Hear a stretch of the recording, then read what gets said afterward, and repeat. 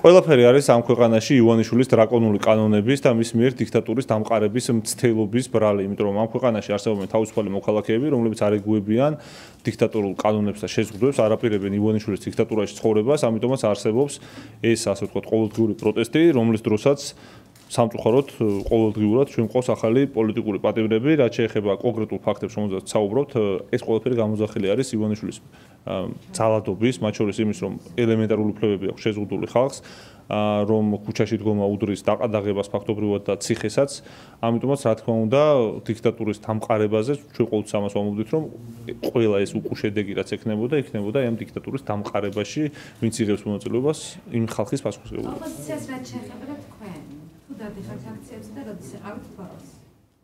თუ თქვენ ახლა გამოკითხვას ატარებთ, შეგიძლიათ ჩვენებები დაწეროთ, იყოთ ხოლმე, ჩასაფრთხეთ და ვისაც დაინახოთ. მე გუშინწე ვიყავი ბოლოში მაგალითად.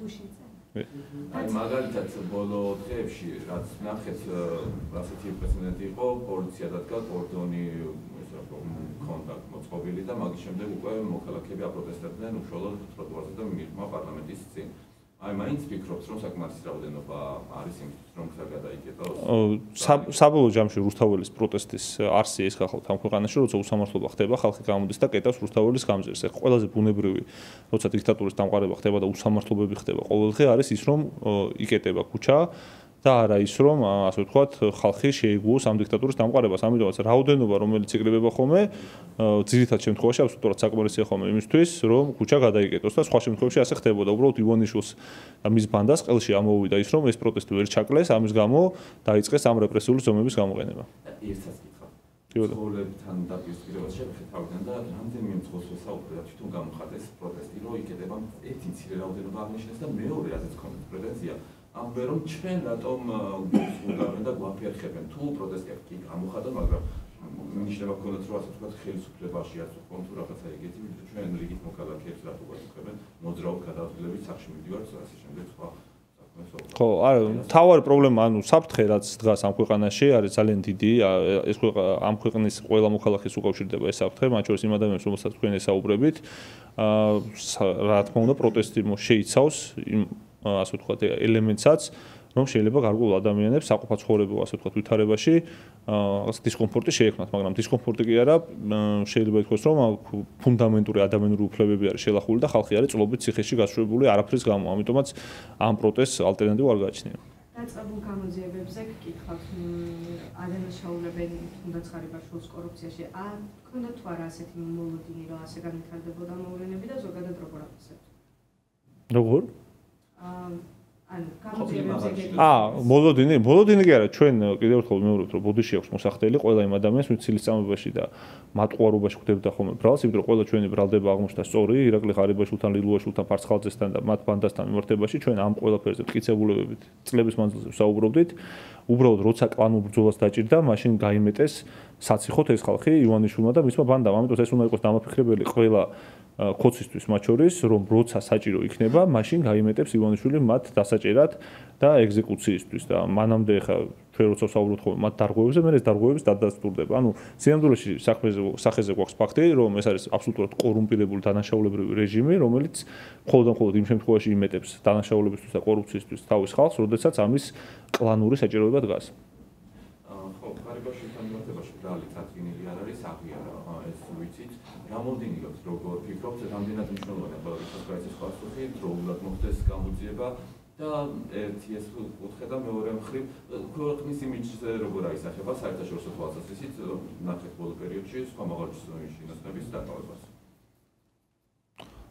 რა თქმა უნდა, როცა ჩვენ ვსაუბრობთ აი ამ კლანურ ასე ვთქვათ ბრძოლაზე, ამ კლანური ბრძოლის ფარგლებში არათუ დაანონსდა, არამედ უკვე ვიხილეთ ათეულობით ადამიანი, რომელიც ან დაკავებული, ან დაკავება ემუქრება, იმიტომ რომ საკმაოდ ასე ვთქვათ გავლენიანი ფიგურები იყვნენ ივანიშვილის ბანდაში, ეს პიროვნებები და მათ ჰქონდათ რა თქმა უნდა დიდი ასე ვთქვათ წარმომადგენლობა სხვადასხვა ინსტიტუციებში, ამიტომაც არ ვსაუბრობთ მარტო 1-2-3 ადამიანზე, უბრალოდ მათი გაწირვა გადაწყდა მაშინ, როდესაც კლანურ ბრძოლაში დამარცხდნენ. ანუ მოლოდინი ჩვენ გვაქვს ვენდეტის და კლანური სამართლის, ანუ საჯარო და გამჭვირვალე პროცესის მოლოდინი არ გვაქვს, აი როგორც რიჟვაძის შემთხვევა არის დღემდე აბსოლუტურად ბურუსით მოცული, ისეთივე იქნება ეს შემთხვევები, იმიტომ რომ აქ არანაირ სამართლებრივ პროცესთან საქმე არ გვაქვს, სამართლებრივ პროცესთან საქმე რო კონდეს, როცა წარმოვადგინეთ კონკრეტული მტკიცებულებები რამდენიმე წლის წინ ჩვენ გუნდმა მათ შორის ანტიკორუფციულმა ნაციონალური მოძრაობის მაშინ იქნებოდა რეაგირება. ეს არ გახალთ სამართლებრივი პროცესი, ეს გახალთ ვენდეტა, ამიტომაც ამ ვენდეტის მიმდინარეობას ნამდვილად ვერ გამჭვირთავთ. კლანური ბრძოლაში თქვენ შეფასება გასაგებია, მაგრამ მართლაც ჩამოვიდა რომ აი არჩევნების პერიოდში მიერვანიშვილის მათ შორის დაპირება იყო კორუფციასთან ბრძოლა და სწორედ ამ გზას მიუყვებით მათ შორის ის რომ საერთაშორისო დონეზე წამოყვა ისე პირველ ადგილზე. ამ მიმართულებით თუ ექნება აი ამ აბსოლუტურად არ კიდევ ერთი პრევენციული ზომაც თუ ექნება, თქვა შეიკავებენ თუ არა მომავალში ანსურების თუ თქვა შეშიდებიან ან მოიგდებიან. აბსოლუტურად არასანდო გახლავთ იმის განცხადება, რომ თურმე კოლ-ცენტრების სანქციებისგან გვერდისავლის სქემები და სხვა შავი ფულის შოვნის ინსტრუმენტები, რომელიც ხელში ეპყრათ ამ გავლენიან ადამიანებს, ცნობილი იყო ჩემთვის, მაგალითად ირაკლი პავლენიშვილისთვის და რა ვიცი, ხა ლაშა ფარულავასთვის და ჩვენ თქვა ანტიკორუფციული გუნდის წევრებისთვის და საქართველოს მოსახლეობის დიდი ნაწილისთვის და არ იყო ცნობილი ივანიშვილისთვის, ყობახიძისთვის და მდინარეთის. ხა ამას ვინც დაიჯერებს, ხა არ ვიცი. ამას სადაც დაიჯერებს ადამიანი, ალბათ ყველაფერსაც დაიჯერებს, მაგრამ საბოლოო ჯამში რა თქმა უნდა ჩვენთვის ძალიან თვალნათლივი გახლავთ, რომ ეს ყველაფერი არის შერჩევითი კლანური სამართალი და სხვათა შორის ეფექტი ექნება ძალიან ცუდი თვითონ ოცნებისთვის, რომ ოცნება იდგა იმაზე, რომ მოპარვა ფულის და შავი ფულის ტრიალი იყო დაუსჯელი და ეხლა რა თქმა უნდა ის ადამიანები, ვინც ამ შავი ფულის ტრიალში არიან ჩართულები, საკმაოდ ასე ვთქვათ საფრთხეში იგრძნობენ თავს, რაც მათთვის არ არის ცუდი ოცნებისთვის, იმიტომ რომ ოცნება თვითონ აი ამ კორუფციულ გარიგებაზე დგას თავის წევრებთან. ხელისუფლება ხშირად საუბრობს საგარეო ჩარევაზე ქვეყნის შიდა საქმეებში და ამაში ხშირად ოპოზიციასაც ადანაშაულებს. თქვენ რა პასუხი გექნებათ ამაზე? ჩარევას ვიცით რა არის, როცა ჩვენ საუბრობთ საერთაშორისო ურთიერთობებზე, გლობალურ სამყაროში ცხოვრობთ, მით უმეტეს თუ დასავლური სამყაროს ასე ვთქვათ წევრად აღიქმებოდა საქართველო, რა თქმა უნდა დასავლური სამყარო გულგრილი ვერ იქნებოდა საქართველოში მიმდინარე პროცესის მიმართ, უბრალოდ თავი განსხვავება ის არის, რომ ეს ხალხი ჯიუტად არ ცნობს ამ ფაქტს, რომ საქართველოში ყარდება დიქტატურა, გულისხმობ ოცნების წარმომადგენლებს და სინამდვილეში თელმა ცივილიზებულმა სამყარომ იცის ამის შესახებ, ქართულმა საზოგადოებამ იცის ამის შესახებ და ყველაფერი ამის გამო ხდება. ასე რომ ხა თუ იმეს გონია რომ ქვეყანაში რომელიც ევროპის შემადგენელ ნაწილად ითვლება სამოქალაქო პოლიტიკურ უფლებებს შეზღუდავს დიქტატურულ კანონებს მიიღებს და ამაზე ევროპელები კომენტარს არ გააკეთებენ, ну ძალიან ცდება რა თქმა უნდა. ამას ჩემ კითხავით, გვახსოვს ოპოზიცია როგორ ითხოვდა ვიზა და ბრიუსელში კანდიდატის სტატუსის შეჩერებას და ახლა ვიზა ლიბერალიზაციის შეჩერებას ითხოვთ და მმართველი პარტია ამასთან დაკავშირებით რის საფუძველზე აცხადებთ ამას? ზოგადად ვიზა ლიბერალიზაციის შეჩერებას და ვინ თხოვდეს? მაგის შესახებ ვის უთქვამს? ანუ ითხოვთ ოპოზიცია. როდის მოგვითხოვი? ანუ ეხლა რაღაცა რომ დაგაბრალოთ, რაღაც ფაქტი ხო უნდა იყოს, ანუ პირიქით არის საბოლოოდ ფაქტი და. მმართველი პარტია ამ შემთხვევაში ასე აცხადებს? გადანიშნავთ. ქვეყნის მტრად არა, გასაგებია, მაგრამ ეს ბრალდება აბსოლუტურად არაადეკვატური გახლავთ, იმიტომ რომ ყველა საჯარო სივრცეში მათ შორის შეხვედრებზე, ნაციონალურ მოძრაობაც მათ შორის ყოველთვის აღიარებდა იმ საკითხს, რომ არ მომხდარიყო უვიზო მიმოსვლის შეწყვეტა, ასე ვთქვათ, საქართველოს მოსახლეობისთვის, იმიტომ რომ ძალიან ბევრი მნიშვნელოვანი გარემოებიდან გამომდინარე, ეს იყო ჩვენ ქვეყნისთვის მნიშვნელოვანი და კონკრეტული ადამიანებისთვის და რაც შეეხება ხა ივანიშვილის ბრალდებას, შეიძლება ყველაფერი დაგაბრალოს ადამიანმა, მაგრამ ხა ეს მით უმეტეს არის ძალიან უსაბუძვლო ბრალდება, იმიტომ რომ აბსოლუტურად ყველა საერთაშორისო ფორუმზე, ყველა საერთაშორისო შეხვედრაზე ღიად საჯაროდ ვსაუბრობთ ხოლმე ამის შესახებ, მათ შორის ჩვენი პარტიის თავმჯდომარე თინა ბოკუჩავა ბოლო თვეების მანძილზე აქტიურად ახორციელებდა ვიზიტებს და ამ ვიზიტების დროს ყველა ვიზიტზე იყო ეს საკითხი დასმული და ამაზე ღიად საუბრობდა ხალბატონი თინა არა მხოლოდ ინტერვიუებში, არამედ იმ ფორუმებზეც. გუშინ აცხადა შალბაყაშვილმა, რომ საბჭოთა კავშირთან პარტიებთან დაკავშირებით ეს შაბათს მაქსიმუმ ამასთან დაკავშირებით გითხავთ ისეთ რა მომდინარეობს თუ თავარი პირველი იქნება ნაციონალური მოძრაობა ყველა ამას ელოდება როგორ იქნება თუ არა დამაზიანებელი პარტიისთვის დაკარგავს თუ არა მაგრამ ამ შორის ან პარტიისთვის მნიშვნელოვანი ახალი წევრების მოსვლა შეუშლის რა იმ კუთხით ამ პარტიის საქმიანობას წინააღმდეგობას როგორ გავუწევთ თუ უკვე გაგჩეჯერებული ან მომავალში თუ განიხილავთ ამ კანონს და ზოგადად სხვა პარტიებთან მიმართებაში საერთო ჯამში რა იქნება რო შეგვიძლია ხო არ ვიცი დიქტატურის მისაღებად მიღებულ კანონებს შორის ალბათ ყველაზე უპრეცედენტო იქნება ეს გადაწყვეტილება ივანიშვილის, იმიტომ რომ არა მხოლოდ ათეულობით მაგალითად ადამიანს ან ასეულობით თუნდაც შეეზღუდება პასიური საარჩევნო უფლება, ანუ ის რომ ჩვენ არჩეულები ვიყოთ თქვა საკრებულოში ან პარლამენტში, არამედ 100,000-ობით საქართველოს მოქალაქეებს თვითონ ქოცებისვე დათვლით აეკრძალებათ პოლიტიკური, ასე ვთქვათ, საქმიანობა ზოგადად, იმიტომ რომ ადამიანები 100,000-ობით ეს ადამიანი, რომელზეც მე ვსაუბრობ, ხმას აძლევდა ბოლო არჩევნებზე წლების მანძილზე არა მხოლოდ ნაცნობ მოძრაობას, არამედ სხვა პარტიებს, რომელსაც აკრძალავს უპირებენ. ამიტომ ეს გახავთ რაღაც ქრესტომათიული მაგალითი დიქტატურის დამყარების მცდელობის, რომელიც შევა ალბათ ისტორიაშიც, არა მხოლოდ ჩვენი ქვეყნის, არამედ სამწუხაროდ სოფლიოს ისტორიაში შევა, იმიტომ რომ ახლა ასეთი უპრეცედენტო რამ რომ სადღაც მილიონზე მეტ მოქალაქეს საარჩევნო და პოლიტიკურ უფლებას ოფიციალურად უზღუდავ, ესეთ რამ ნამდვილად არ მახსენდება. არის შანსები, ან ხედავთ თქვენ რომ პოს გამოსავლე ოპოზიციამ თუ კონკრეტულმა პირებმა შეიძლება სხვა პარტიაში იყოს, რომ წინააღმდეგ მოგაუწიოს მაინც არჩევნების პოლიტიკური საქმიანობაში პოლიტიკური. ეს რა თუ ეს დიქტატურა დამყარდა, ამ დიქტატურის პირობებში ძალიან რთულად წარმოსადგენია, რომ რაიმე უკეთესობის ქვეშება შეიცვალოს დემოკრატიული თვალსაზრისით, მაგრამ ახლა ჩვენ იმისთვის ვიბრძვით, რომ ეს დიქტატურა არ დამყარდეს, არ გამყარდეს და დარჩეს ამ ქვეყანაში როგორც ოპოზიციური პოლიტიკური პარტიები, როგორც სამოქალაქო ორგანიზაციები, ისე მედია საშუალებები და ზოგადად დემოკრატიის ნიშანწყალი ამ ქვეყანაში არათუ შენარჩუნდეს, არამედ გაიზარდოს და ეს ბრძოლა, რა თქმა უნდა, მნიშვნელოვანი გახავთ ამ მიმართულებითაც პოლიტიკური პარტიების აკრძალვასთან დაკავშირებით, იმიტომ რომ ეს კიდევ ერთხელ მე არა მხოლოდ პარტიების, არამედ საქართველოს კონკრეტული მოქალაქეების პოლიტიკური, ასე ვთქვათ, მოღვაწეობის აკრძალვას უკავშირდება და არა მხოლოდ მოღვაწეობის, ხო, უბრალოდ პოლიტიკური ჩართულობის ქვეყნის ცხოვრებაში. ერთიც ამ თემასთან მიმართებაში, ან თავად დაეკნობა ეს არჩევანი არის ის საგამოძიებო კომისია, იქ მოყვანილი ფაქტები, მათ შორის ნაციონალური მოძრაობის დროს, მათ შორის შემდგომაც პერიოდშიც გახარისაც შეეხო 20 ივნისის ამბავს. აი ეს ფაქტებზე რას ფიქრობთ თქვენ, რომ ვიწრათ, შეიძლება რამდენად საფუძვლიანი არამედ სამართლიანი ფაქტები იყო მოყვანილი მისაზე? ბოლოში რა თქვით, ვერ გავიგე. ზოგადად რო შეაფასოთ ეს რასიც ეკუთვნოდა, ეს მიზეზი რაც გახდა. აკრძალვის? მივხვდი, გახარიაც თუ ხო? მივხვდი, ხო. არც რა ამ ქვეყანაში ყველა უნდა გავიაზროთ ერთი მარტივი რამ, რომ შეიძლება რაღაცები არ მოგწონდეს, შეიძლება კონკრეტული დანაშაულებიც არსებობდეს, თუმცა ჩვენ არ გულისხმობთ ამ შემთხვევაში ჩვენ პარტიას ან რომელიმე სხვა პარტიას, ზოგადად პოლიტიკურ ისტორიას გულისხმობთ ამ ქვეყნის. ანუ ამ ქვეყნის ისტორიაში ძალიან ბევრი პრობლემა არსებულა, მაგრამ ასეთი უპრეცედენტო რამ რომ მთელ პოლიტიკურ სპექტრს აუგრძალო პოლიტიკური საქმიანობა და მათ შორის მათ ხარდაჭერებს აუგრძალო უბრალოდ ხმის მიცემა, იმიტომ რომ ხა ივანიშვილმა ხოლმე უნდა განუსაზღვროს ამ 100,000 ადამიანს ვის მისცენ ხმა. ზედაპირზეა ყველაფერი, ხო? არ ვიცი ხა თუ არ მოწონთ, არ მიცემენ ხმას, ხა არ ვიცი ხა ადამიანს აუგრძალო უბრალოდ არჩევნის უფლება და ხმის უფლება, ეს არის აბსოლუტური დიქტატურა, იმიტომ რომ შენ რომ თვლიდე რომ რაღაცა დანაშაულია, რაღაცა შეცდომა და გადაცდომა, საქართველოს 100,000-ობით მოქალაქე თუ სხვანაირად ფიქრობს, დემოკრატიის არსი ის არის, რომ გარკვეული ადამიანების და ადამიანთა ჯგუფის უფლებები უნდა გაითვალისწინოს და როცა არავისას არ ითვალისწინებ და მარტო შენ რჩები და მარტო ივანიშვილი რჩება და ნუ ის პოლიტიკური ძალები დარჩებიან, რომელთაც მეინსტრიმულ ძალებად ვერ მოიხსენიებთ და მათ არ აქვს ხო სახალხო ხარდაჭერა. ანუ ეს ნიშნავს, რომ იმ ადამიანების პოლიტიკურ ნებასურველს აბსოლუტურად უარყოფ. ანუ ეს არის დიქტატურა, მეტი არაფერი, როდესაც მარტო ივანიშვილის და მისი ბანდის შეფასებების მიხედვით უნდა განისაზღვროს პოლიტიკურ ცხოვრება საქართველოში. ასევე ამბობენ იმასაც, რომ ოპოზიციას აღარ დარჩა პოლიტიკური ბერკეტები და აქვს მხოლოდ უვისო. ამას როგორ ხედავთ თქვენ, როგორ აფასებთ და როგორ აკრებთ ზოგადად ბრძოლის გაგრძელებას? პოლიტიკურ ბერკეტებში არ ვიცი რა იგულისხმება ზოგადად ამ ქვეყანაში, სადაც ძალაუფლება მთლიანად არის ჩაგდებული ხელში არა მხოლოდ ერთი ჯგუფის, არამედ ერთი კლანის კონკრეტულად მიერ, იქ ხა საუბარი რომ რაღაც ბერკეტები არსებობს. ძალიან რთულია თავი ბერკეტი რაც არის, ეს არის ქართული ხალხი, რომელიც არ ეგუება და არ შეეგუება დარწმუნებული ვარ ივანიშვილის დიქტატურას და დიქტატურულ კანონებს.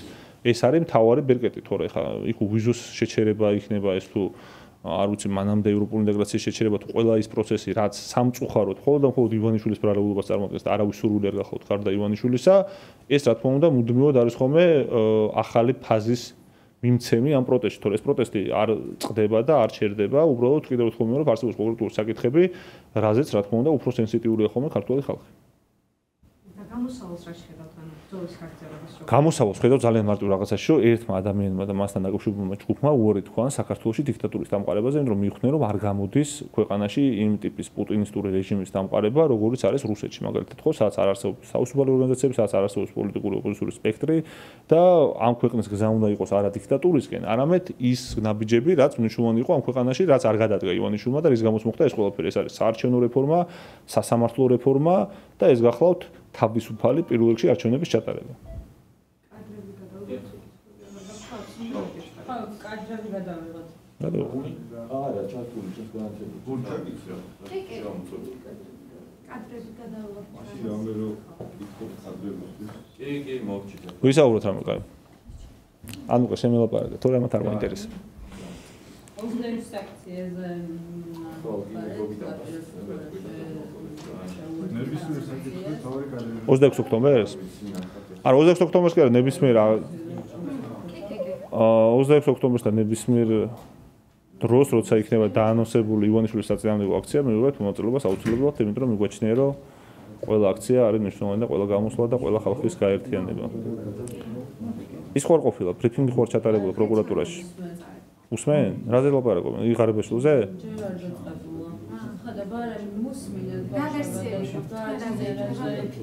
ვერ გეტყვი ნახდა არ ვიცი მართლა მგონია რომ ძალიან გაუთ ვერ მიხვდები რა მოხდება რა გენერალური პროკურორი ატარებს ნუ ალბათ იმ ღარიბაშვილის და იმის კლანურ რაღაცეებს რა ღარიბაშვილს დააკავეს რა ვიცი ხა ამის მერე თუ არ დააკავებენ რა უნდა მოხდეს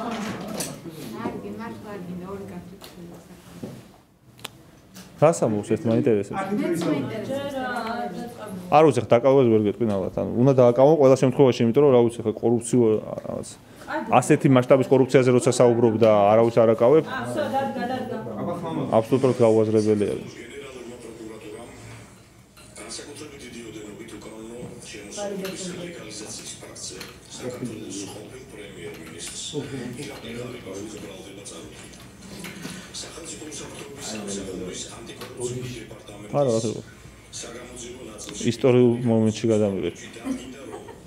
ირაკლი ღარიბაშვილს, რომელიც 2019-24 წლებში იკავებდა საქართველოს თავდაცვის და პრემიერ-მინისტრის თანამდებობებს ანუ მაგ პერიოდში ედავდა.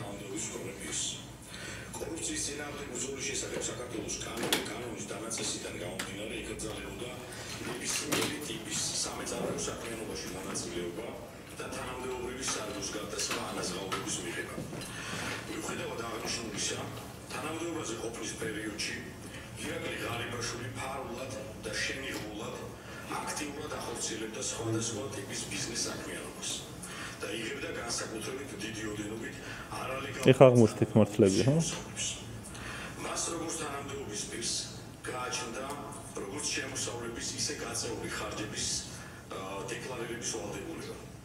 ზემოაღნიშნული უკანონო შემოსავლების ლეგალიზაციის მიზნით თანამდებობის პირის ქონებრივი მდგომარეობის შესახებ წარდგენილ დეკლარაციებში უთითებდა ყალბ მონაცემებს, რომ თითქოს ოჯახის წევრისგან ყოველწლიურად საჩუქრად იღებდა წარმოუდგენლად ხელოვნურად შეიქმნა მის მიერ კერძო ბიზნესში არალეგალურ მონაწილეობის შედეგად. განსაკუთრებით დიდი ოდენობით დაგესტაციას 130,000 ლარს, რაც მოიქცა ლეგალურ კანონში. გარდა აღნიშნულისა, დაუსაბუთებელი ქონებისთვის კანონიერი სახის მისაცემა ირაკლი ღარიბაშვილმა 2023-2024 წლებში შეიძინა და მასთან დაკავშირებული პირის სახელზე დაარეგისტრირა 463 კომენტარი ხალხარა თვარა დაჭირდება ოჯახის წევრის მეშვეობით 110,000 შეიძინა ერთ-ერთი კომპანიის 100%-იანი წილი, რომელსაც გააჩნდა უძრავი ქონება. პარალელურად მისი ოჯახის წევრის სახელზე რეგისტრირებულ შეფასებაში ინვესტირებული იქნა ჯამში 3,670,172 ლარი.